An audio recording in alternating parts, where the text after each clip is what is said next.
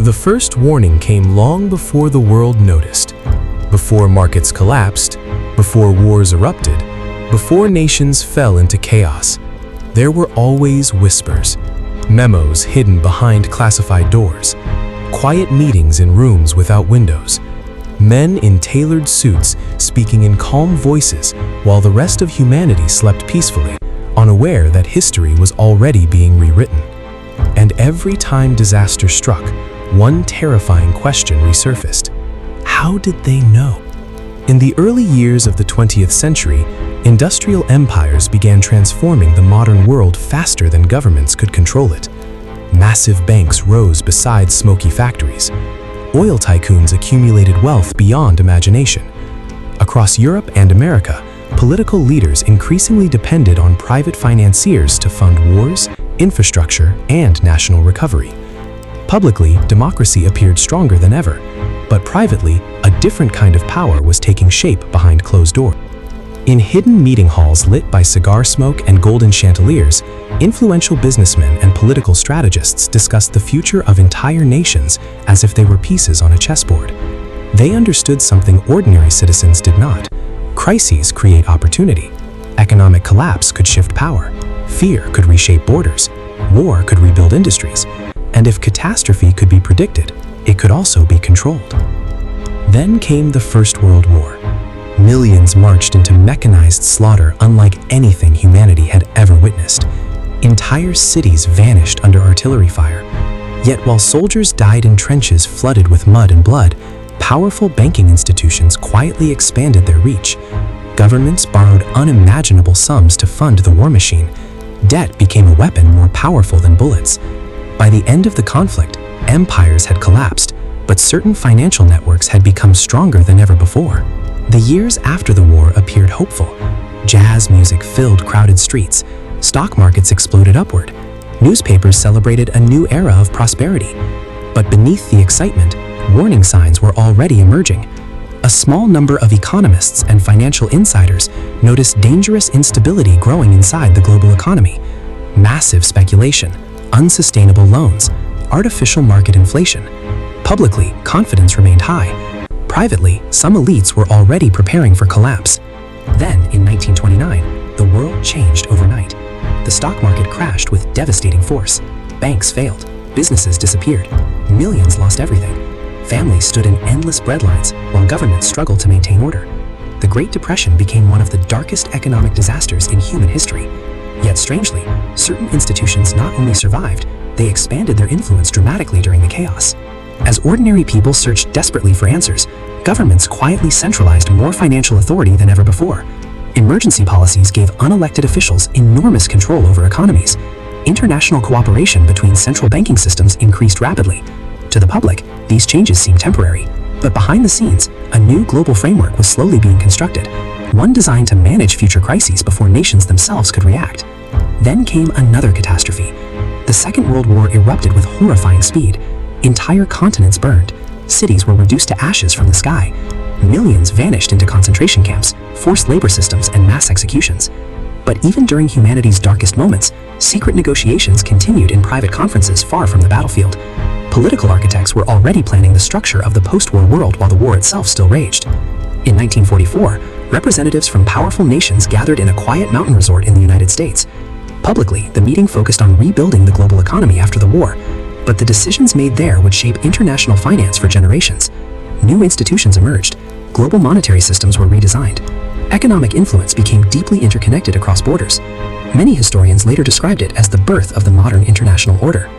Then the Cold War began. Two superpowers stood locked in ideological conflict, while intelligence agencies expanded into massive invisible networks operating across the globe. Governments developed surveillance systems unlike anything previously imagined.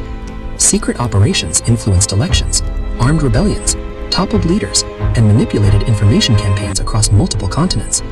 Citizens believed history unfolded naturally, but increasingly, global events were being influenced by organizations most people would never see. Throughout the 1960s and 70s, elite political gatherings became more organized and secretive. Exclusive conferences brought together bankers, military officials, media executives, corporate leaders, and government strategists.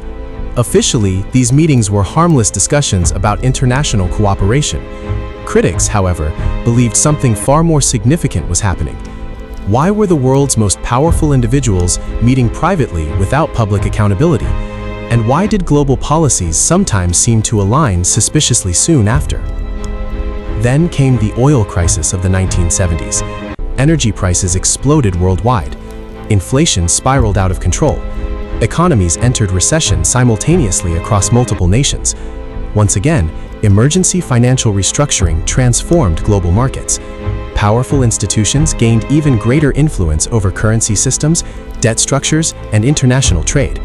To some observers, it felt less like chaos and more like preparation.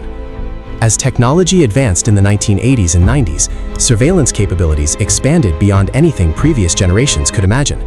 Computers connected financial systems, satellites tracked military movements in real time. Intelligence agencies gained access to unprecedented amounts of information. At the same time, multinational corporations became richer than entire countries. Power was no longer concentrated only within governments. It flowed through interconnected networks of finance, media, technology, and global influence. Then came the attacks of September 11, 2001.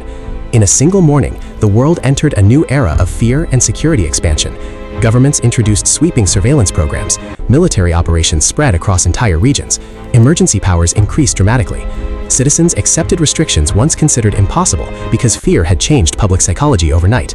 And once again, critics asked the same question whispered for decades: who benefits most from crisis? The 2008 financial collapse deepened those suspicions even further.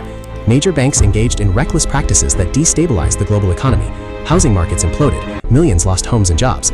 Governments spent trillions rescuing financial institutions deemed too big to fail.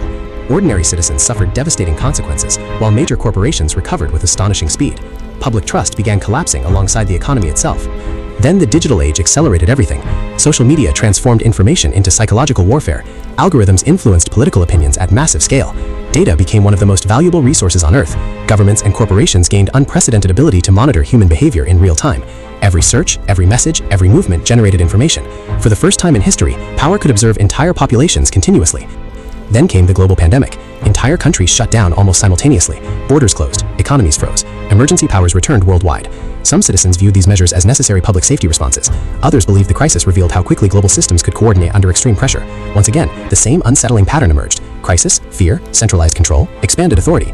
But perhaps the most disturbing possibility is not that a secret organization controls the world from the shadows. History is rarely that simple.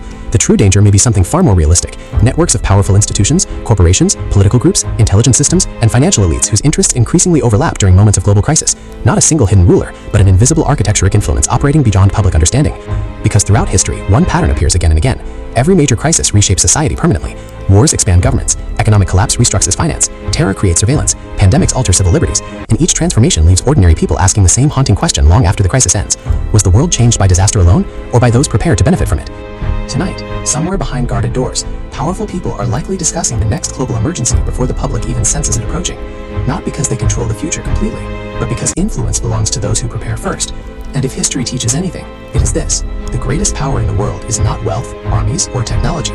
It is the ability to shape what people fear and what they believe will save them.